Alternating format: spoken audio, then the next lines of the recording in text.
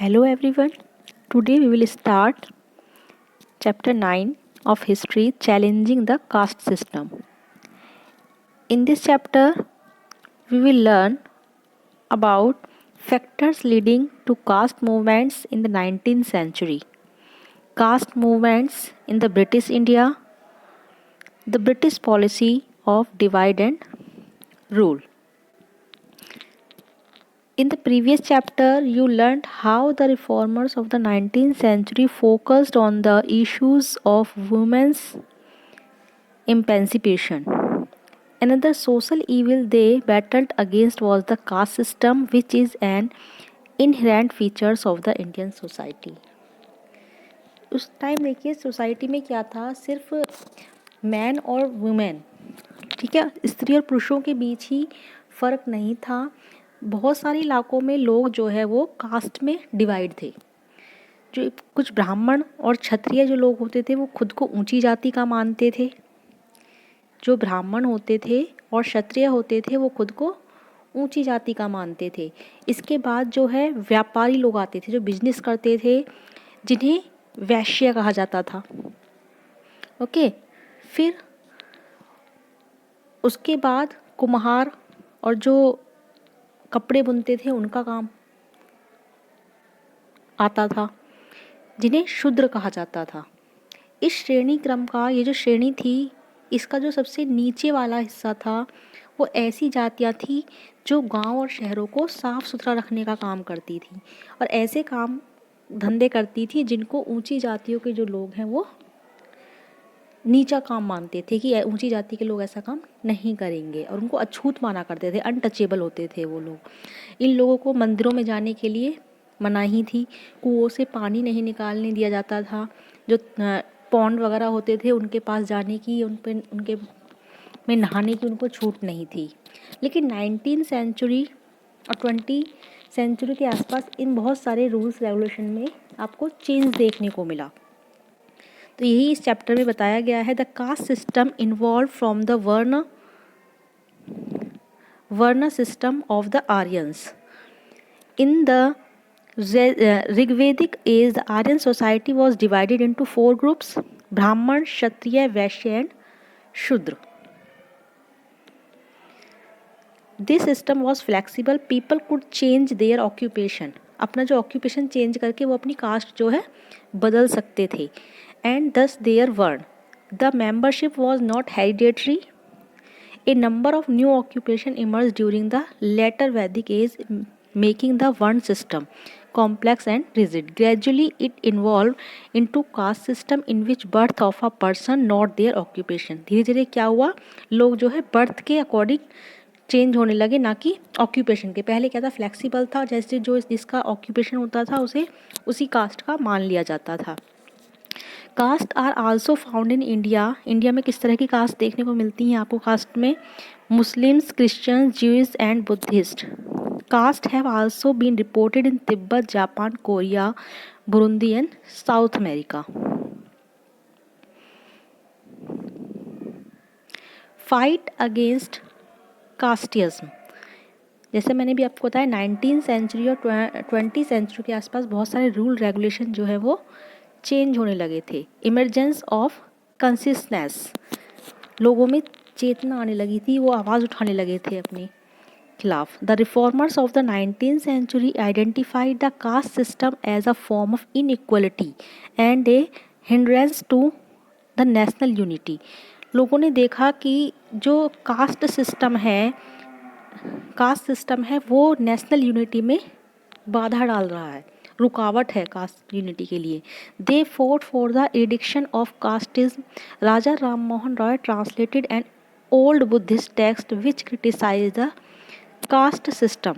Many leaders to the Brahma Samaj such as Tarachand Chakraborty and Keshav Chandra Sen were fierce critics of the caste system. देखिए पहले क्या था, जो 19th century की शुरुआत से ही हमारे जो रीति रिवाज थे उनमें चेंज आना शुरू हुआ। इसकी एक अहम वजह थी कि न्यूज़पेपर वगैरह आने लगे थे, जो कम्युनिकेशन है वो बढ़ने लगा था लोगों के बीच, बुक्स आने लगी थी, नई नई मैगजीन्स आने लगी थी। तो लोग जो है केवल पुराने और जो मैगज़ीन्स थी वो काफ़ी सस्ती हुआ करती थी, तो आम लोग भी उन चीज़ों को पढ़ सकते थे और उनको अपनी बहुत सारी भाषाओं में लिख भी सकते थे। और जगह जगह जो है रैलियाँ होने लगी थी, बातें होती थी, चर्चाएं होती थी, ठीक है। तो ये चर्चाएं आम जनता तक पहुंच सकती थी और सामाजिक चेंज के लिए, सोशल चेंज के लिए ये आंदोलन से, मूवमेंट से जुड़ी होती थी। इस तरह की बहसें अक्सर कौन करता था? वो जो रिफॉर्मर्स होते थे, इंडियन रिफॉर्मर्स ही किया करते थे। तो राजा राम मोहन राय जो थे इसी तरह के एक रिफॉर्मर थे। उन्होंने hello everyone, today we will start chapter 9 of history, challenging the caste system. In this chapter we will learn about factors leading to caste movements in the 19th century, caste movements in the British India, the British policy of divide and rule. In the previous chapter, you learned how the reformers of the 19th century focused on the issues of women's emancipation. Another social evil they battled against was the caste system, which is an inherent features of the Indian society. उस time देखिए society में क्या था, सिर्फ man और women, ठीक है, स्त्री और पुरुषों के बीच ही फ़र्क नहीं था। बहुत सारे इलाकों में लोग जो है वो कास्ट में डिवाइड थे। जो कुछ ब्राह्मण और क्षत्रिय जो लोग होते थे वो खुद को ऊंची जाति का मानते थे। जो ब्राह्मण होते थे और क्षत्रिय होते थे वो खुद को ऊंची जाति का मानते थे। इसके बाद जो है व्यापारी लोग आते थे जो बिजनेस करते थे, जिन्हें वैश्य कहा जाता था। ओके, फिर उसके बाद कुम्हार और जो कपड़े बुनते थे उनका काम आता था, जिन्हें शूद्र कहा जाता था। इस श्रेणी क्रम का ये जो श्रेणी थी, इसका जो सबसे नीचे वाला हिस्सा था वो ऐसी जातियाँ थी जो गांव और शहरों को साफ़ सुथरा रखने का काम करती थी और ऐसे काम धंधे करती थी जिनको ऊंची जातियों के जो लोग हैं वो नीचा काम मानते थे कि ऊंची जाति के लोग ऐसा काम नहीं करेंगे और उनको अछूत माना करते थे, अनटचेबल होते थे वो लोग। इन लोगों को मंदिरों में जाने के लिए मनाही थी, कुओं से पानी नहीं निकालने दिया जाता था, जो पौंड वगैरह होते थे उनके पास जाने की, उनके में नहाने की उनको छूट नहीं थी। लेकिन 19th सेंचुरी और 20th सेंचुरी के आसपास इन बहुत सारे रूल्स रेगुलेशन में आपको चेंज देखने को मिला। तो यही इस चैप्टर में बताया गया है। The caste system involve from the varna system of the Aryans. In the Rigvedic age the Aryan society was divided into 4 groups: Brahmin, Kshatriya, Vaishya and Shudra. This system was flexible, people could change their occupation. अपना जो occupation change करके वो अपनी cast जो है बदल सकते थे। And thus their varna, the membership was not hereditary. A number of new occupation emerge during the later Vedic age, making the one system complex and rigid. Gradually it evolved into caste system in which birth of a person not their occupation. धीरे धीरे क्या हुआ, लोग जो है birth के according change होने लगे, ना कि ऑक्यूपेशन के। पहले क्या था, फ्लेक्सिबल था, जैसे जो जिसका ऑक्यूपेशन होता था उसे उसी कास्ट का मान लिया जाता था। Caste are also found in India. India में किस तरह की कास्ट देखने को मिलती हैं आपको कास्ट में?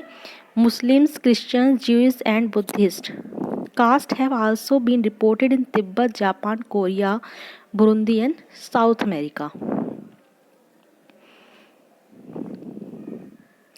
Fight against casteism.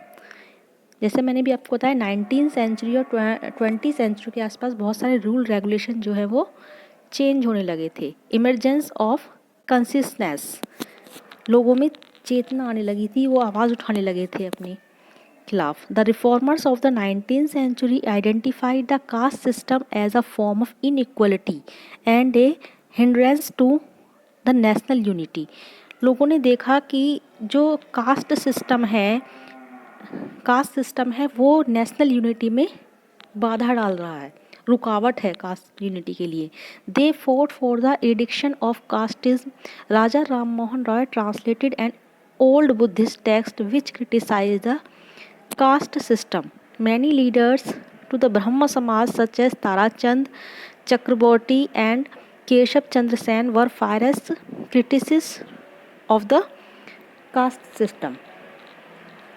देखिए पहले क्या था, जो 19th सेंचुरी की शुरुआत से ही हमारे जो रीति रिवाज थे उनमें चेंज आना शुरू हुआ। इसकी एक अहम वजह थी कि न्यूज़पेपर वगैरह आने लगे थे, जो कम्युनिकेशन है वो बढ़ने लगा था लोगों के बीच, बुक्स आने लगी थी, नई नई मैगज़ीन्स आने लगी थी।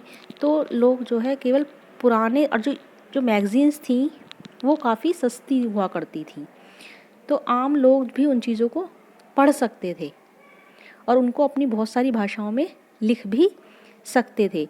और जगह जगह जो है रैलियाँ होने लगी थी, बातें होती थी, चर्चाएं होती थी, ठीक है।